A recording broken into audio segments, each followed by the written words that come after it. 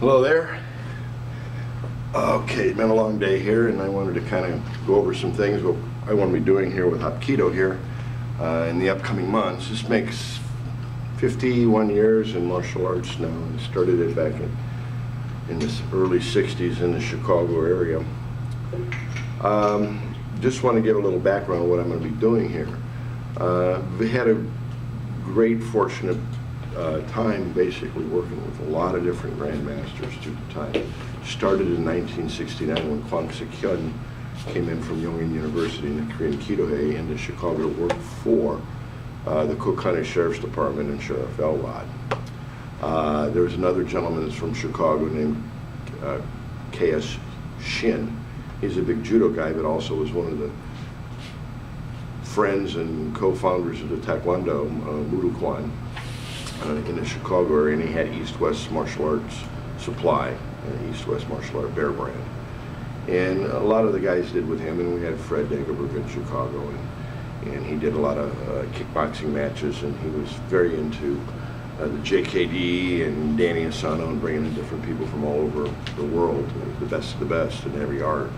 I remember having Daniel Dubé, Tim Tackett, Danny Asano, Chris Nuds, James DeMiles, Jesse Glover, a lot of the other ones. And since I was training at the Hapkido School, which is kind of down the street on the weekends, since the school was closed, we always would attend these seminars, continue on. We stayed with Yun, and then we had a little confusion with the association back in the 90s. I was running a school in Indiana, and basically got an opportunity for 12 years to train with Kwangsik Myung. Originally was Kwangsik Hyun was Hanpul, and this was a little bit different style because, you know, you got to remember that most of the students that trained with Young Sil-che were all from some other martial art. I'm doing that right now in China. I'm opening up China for Hapkido, and what we did is we took in, we're working with Beijing Sports University and Shandong Sports University, and I have a base school there now in Beijing. And what we've done is we've taken 35 of them. They had to be 15 years of martial art or more. And then they did basically the Hapkido part. And we made a team of black belts there that run the school, and that kind of hit me off right now. I'm going to be traveling back and forth to China because I've been doing Chinese tours all since the 90s with acupuncture at the Zhejiang College in Hangzhou.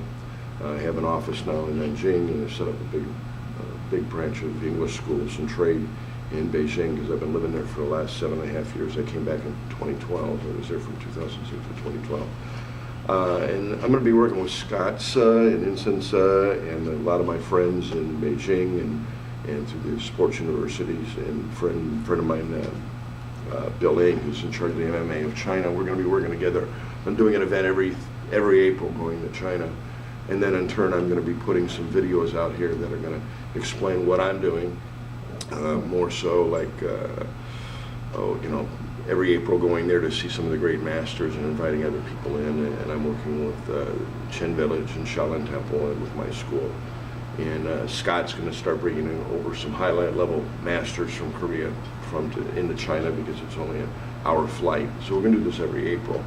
I'm going to be going to Korea in October of next year, 2015, and visit some of the grandmasters there. They have a big event. And we're trying to make this coordination in Asia to have an exchange program here with some of the students in schools. So I'm going to be putting out a whole series of videos of Hapkido basics A through Z. You know, I'm going to put all the, close to 50 years of knowledge of Korean martial art. There's kind of a flavor of Chinese since I've lived there so long and been doing Chinese martial arts. But I hope you looked at my channel, and I hope you start looking at some of the things we're doing. I'm going to be putting a lot of these things together. I'm going to be getting into the very detailed points of Hapkido. I see a lot of people doing Hapkido and they're showing their techniques. Yeah, that's fine, but for a student trying to learn it, you got to know some of the fine points, and they're not doing it. They're just showing you what they can do, not how they can teach you. And I don't think that's really too cool. With that, I'm going to sign off here, and we will see you in the next chapter. All right, Sai Jen.